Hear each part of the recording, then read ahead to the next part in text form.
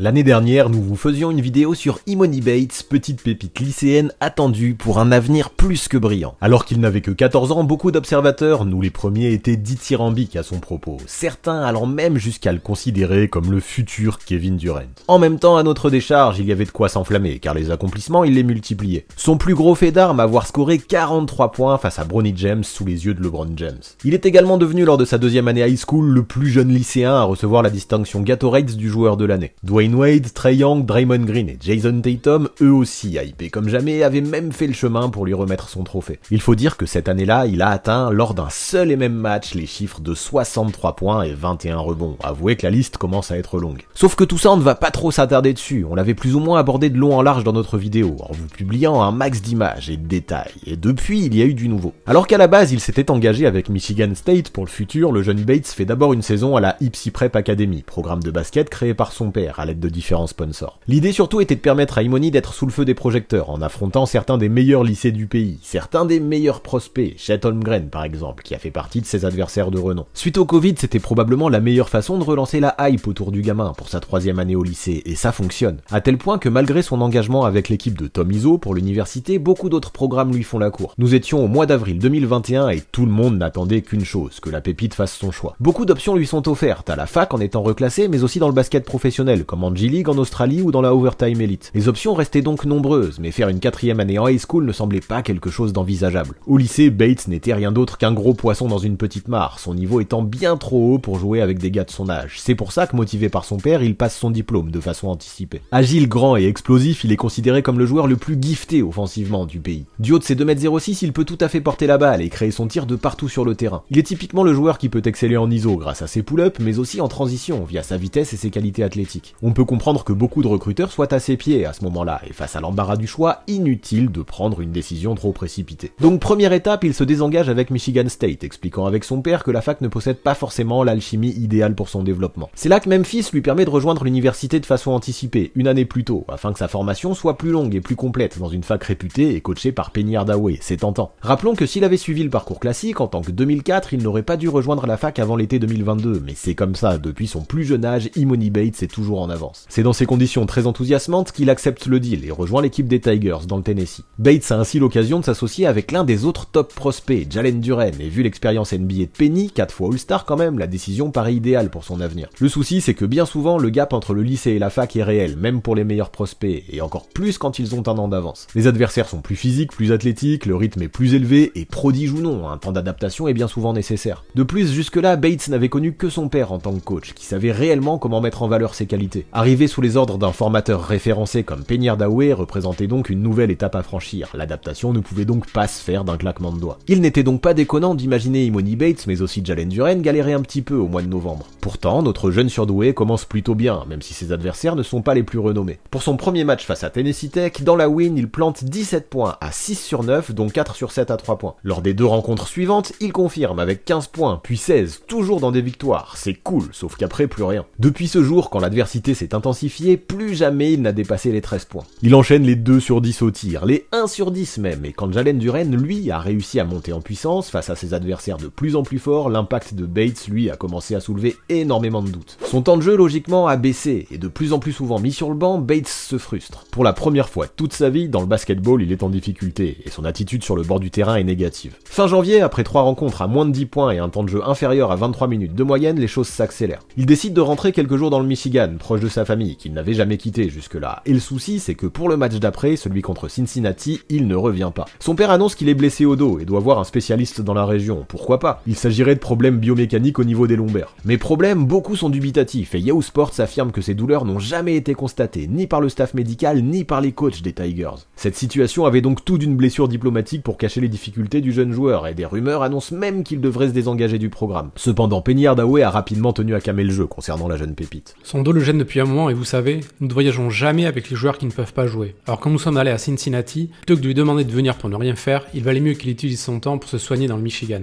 Ok, ça s'entend, mais là, vous voulez savoir quoi? Jusqu'à il y a quelques jours, soit quasiment une durée de 2 mois, plus personne n'a revu Bates sous le maillot de Memphis. En attendant, la fac, en difficulté depuis le début de l'année, a réalisé son meilleur run de la saison, avec un bilan de 10 victoires pour une défaite. Là, vous l'imaginez bien, dans les médias, ça fait parler, et le constat devient évident. Les Tigers sont meilleurs sans Bates, et sa présence, au vu du buzz qu'il engendre, est davantage une distraction qu'autre chose pour l'équipe. De plus, Jalen Duren de son côté explose et s'affirme définitivement comme un top 10 de la prochaine draft. La comparaison est difficile pour le jeune Imoni Bates et plus personne n'imagine le revoir sous le maillot de la fac, au moins cette saison. Après, ne croyez pas non plus qu'il est resté dans le Michigan à bouder, l'ailier est vite revenu sur le campus. Mais là, même si en février il enchaînait des entraînements légers à 1 contre 0 et des séances de shoot, impossible pour lui de jouer lors des matchs officiels. Listé longtemps en day-to-day, il n'a fait son retour sur les terrains que le 17 mars pour la March Madness, après avoir repris peu à peu les practices avec plus d'intensité. Jusqu'au dernier moment, personne ne savait s'il pourrait être en tenue. Cependant, la fac a insisté pour qu'il prenne part à cette expérience auprès du groupe. Visiblement, ça faisait pourtant déjà un moment qu'il avait eu le feu vert des Tigers, mais les cartes étaient entre ses mains. Bates, comme son père, voulait être sûr que le gamin de 18 ans soit à 100% de ses moyens physiques pour reprendre la compétition. Pour être honnête, je ne sais pas s'il va jouer. Ça fait un moment que je dis aux médias que personne ne sait comment ça se passera. Ça fait longtemps qu'il n'a pas joué, donc je ne sais pas.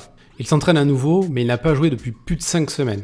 Alors il fera partie du voyage comme tout le monde, mais je ne sais juste pas s'il pourra être sur le terrain. Nous voulons quand même qu'il prenne part à cette aventure, comme tous les gars, notamment ceux qui seront encore avec nous l'an prochain. Et là, alors que le tournoi final s'apprête à débuter pour les Tigers, miracle, Bates prend part à l'échauffement. Il shoot, dribble, réalise des drills et les photographes, hypés par sa présence, s'amassent autour de lui. Va-t-on assister à la renaissance du Phoenix? On vous le dit tout de suite, non. Pour la victoire au premier tour face à Boise State, par exemple, il ne joue que 3 minutes, c'est trop peu. 2 jours après, face à Gonzaga, il a le droit à 12 minutes sur le parquet, mais avec des stats de 5 points à 2 sur 7 au tir, il n'en fait pas grand-chose, ça craint. Et ce qui craint surtout, c'est qu'avec une défaite face aux Bulldogs sur le score de 82 à 78, les Tigers sont éliminés, leur saison est terminée, et là, ne le cachons pas, l'avenir du prospect dans la fac demeure incertain. En ce moment, vu que comme on l'a dit, il a 1 an d'avance et n'a fêté ses 18 ans qu'en janvier dernier, il n'est pas éligible pour la draft 2022, et à ce jour, nul ne sait de quoi sera faite sa dernière saison, potentiellement décisive avant que les portes de la NBA puissent lui être ouvertes. Ces derniers temps, les rumeurs sont nombreuses, et vu comment s'est déroulée sa campagne à Memphis, peu l'imagine retourner dans le programme pour une année supplémentaire, malgré l'optimisme d'Hardaway. Même si une deuxième saison avec les Tigers n'est pas à proscrire, on l'imagine potentiellement rejoindre d'autres universités, qu'il y a encore peu étaient intéressés par le prospect, Michigan State bien sûr, mais aussi Oregon, Baylor ou Miami. Ceci dit, les rumeurs les plus chaudes tendent vers un contrat professionnel, soit vers la G-League, soit vers la Overtime Elite, soit en NBL, en Australie. En d'autres termes, l'avenir à court terme d'Imoni Bates est très flou pour le moment, bien plus qu'il ne l'a jamais été. Maintenant, ses options sont encore nombreuses, et malgré sa saison difficile à Memphis, impossible de faire une croix sur le talent de l'ailier. Il est encore très jeune, son potentiel est toujours présent, et il serait bien trop précipité d'arrêter de croire définitivement en lui. Car oui, même si effectivement avec ce genre de joueur hyper talentueux on est impatient, on a bien souvent tendance à placer la charrue avant les bœufs, et Bates a encore le temps de se développer. De plus, tout ce qu'il a montré chez les Tigers n'était pas non plus à jeter. Avec sa mobilité, son envergure et sa taille, il a déjà prouvé qu'il pouvait devenir un défenseur élite dans le futur, capable de switcher sur beaucoup de postes. Il a aussi un handle très intéressant pour son poste, et son shoot qui part de très haut est déjà aujourd'hui réellement difficile à contester. Ce qui manque pour l'instant, et ça paraît logique pour un joueur de son âge, c'est une certaine maturité dans ses choix. Habitué à dominer pendant toute sa vie, les tirs qu'il prend sont souvent très difficiles, ce qui explique ses pourcentages suspects. Sa sélection est donc clairement à soigner face à des adversaires de plus haut niveau. Ses difficultés dans la prise de décision se remarquent également quand il porte la balle. Dans la saison avec Memphis, Bates a compilé 42 balles perdues pour seulement 23 passes décisives, soit un ratio exécrable. Vu que Hardaway a beaucoup tenu à l'utiliser en tant que ball-handler numéro 1, ses failles dans le secteur sont juste apparues de façon flagrante, sûrement trop flagrante. Cependant, il semble aussi être un gros compétiteur, qui pour lui-même a des attentes très élevées, et nul doute que désormais il aura à cœur de prouver des choses. Pressenti initialement comme le potentiel top 1 de la draft 2023 avec le français Victor Wembanyama, Bates a vu sa bonne cote complètement s'effacer, et dans certaines mock drafts, il n'apparaît plus qu'au 2e tour à ce jour. Même si d'autres spécialistes, comme Jonathan Givony, l'imaginent plutôt choisi autour du top 20, la chute est tout de même vertigineuse. Certains scouts disaient en 2019 que s'il se présentait à 15 ans à la draft 2020, il serait le first pick, de l'eau a coulé sous les ponts depuis. Les haters qui l'attendaient au tournant s'en donnent à cœur joie. Difficile pour un gamin qui, après avoir vu son meilleur ami assassiné par balle il y a quelques années, a même pensé à arrêter le basket. Certains tweets de fans le descendent de façon bouleversante, mais heureusement Imoni n'est pas un adepte des réseaux. Je n'aime pas les réseaux sociaux, je n'y vais vraiment que de temps en temps. La plupart des applis, je les ai effacées. J'essaie de ne pas y aller et d'en rester éloigné. Je me suis rendu compte que les choses que disaient ces personnes pouvaient me toucher, alors que ces mêmes personnes ne me connaissaient même pas vraiment. S'ils savaient qui j'étais, je ne pense pas qu'ils pourraient dire ces choses-là. C'est dur tout ça. N'aurait-on pas mis à Bates trop de pression trop vite en oubliant qu'il était avant tout un adolescent qui logiquement pouvait être en proie à sa sensibilité et ses fragilités? Peut-être bien. Malgré la bienveillance de ses parents, la hype qui l'a suivi est rapidement devenue impossible à stopper ou même à ralentir, et aujourd'hui on se rend compte que le jeune joueur l'a probablement très mal vécu. Rappelons qu'à 15 ans, il faisait déjà la couverture de Sports Illustrated, et évidemment ça a fait jaser. C'est triste de voir que certaines personnes n'attendent que son échec. Je ne veux pas le décrire comme une victime ou quoi que ce soit, mais il ne faut pas oublier qu'il n'est qu'un gamin de 18 ans qui essaie de faire quelque chose qu'il aime. Les adolescents ont des émotions et des sentiments forts, c'est injuste. encore plus quand cela provient d'autres enfants. Compliquée cette situation, et même quand on a le meilleur entourage familial du monde, il faut une vraie force mentale pour prendre de la distance, d'autant plus à 18 ans. Alors aujourd'hui, et c'est malheureux, quasiment plus personne n'imagine Bates dominer la NBA dans le futur, comme c'était le cas il y a encore 1 ou 2 ans, et soyons honnêtes, ça peut sembler inquiétant. Néanmoins, connaître ce genre de montagne russe était peut-être exactement ce qu'il fallait aux joueurs pour retrouver peu à peu les sommets, sans pression, loin des projecteurs et fort de son sentiment de revanche. Sa poussée de croissante est encore récente, et l'ailier doit encore s'habituer à son nouveau corps. Ses qualités dans le jeu sont toujours là, et il est injuste de se faire déjà un avis définitif à son sujet, quand justement il faut lui laisser le temps de mûrir physiquement, et surtout mentalement. Malgré les hauts et surtout les bas rencontrés cette saison, un bel avenir en NBA n'est toujours pas à bannir totalement dès aujourd'hui, soyons patients. Puis rien ne dit non plus qu'il ne va pas à nouveau tout péter la saison prochaine après cette expérience à Memphis, qui même si elle a été compliquée, l'aura probablement fait grandir. Du coup pour la suite, voyons les décisions que Bates prendra pour sa carrière l'an prochain. Elle pourrait déjà être décisive pour son avenir professionnel. Une équipe qui l'encadre, qui a le temps, qui croit en lui et ses progrès, tout en le mettant dans les conditions qu'il affectionne, représenterait probablement la situation idéale. Pourquoi d'ailleurs ne pas retenter le coup à Memphis, histoire de ne pas avoir encore une fois à changer d'environnement? Peut-être que sans Jalen Duren et avec un vrai meneur à ses côtés, la donne pourrait changer. Ce sera à lui et son clan de prendre la bonne décision. On ne peut en tout cas que lui souhaiter le meilleur en espérant qu'il ne rejoigne pas cette grande somme de joueurs à l'avenir prometteur, finalement détruit par la hype et les réseaux. Courage, Imoni. Avant de partir, pensez à vous abonner à la chaîne de Basket Info, mais aussi à celle du 6ème homme afin d'obtenir 2 visions complémentaires de la NBA. Les dernières vidéos mises en ligne apparaissent juste sous vos yeux.